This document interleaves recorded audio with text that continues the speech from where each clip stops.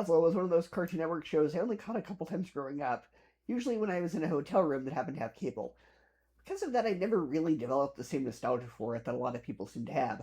Most of my exposure to the show has been pretty limited, so watching Where's Laszlo felt a little like jumping in the middle of a series that everyone else already knows. The overall vibe of the show feels like a strange mix of Rocko's Modern Life and SpongeBob. It has that chaotic cartoon energy with really exaggerated personalities and a lot of random humor.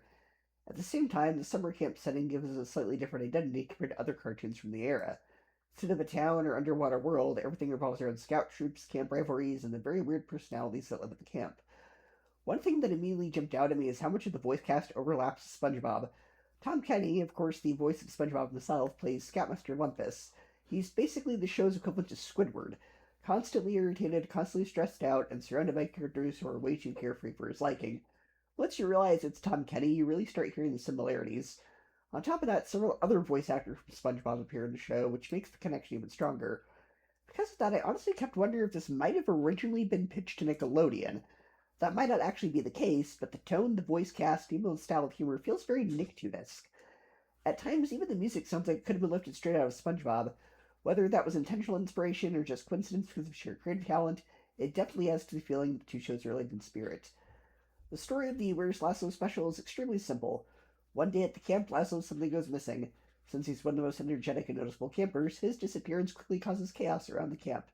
His friends Raj and Clam begin trying to figure out what happened to him, while the rest of the camp starts reacting in ridiculous ways. Scoutmaster Lumpus, who is already not the most competent leader, starts spiraling into paranoia trying to deal with the situation.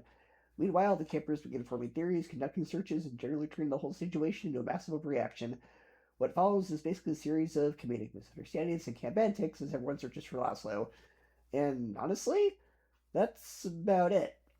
The mystery isn't really complicated, and the story mostly just serves as a framework for jokes and character interactions. The focus is less on solving the big mystery and more on watching the camp descend into chaos over Laszlo's disappearance. Which brings me to the main issue with the special.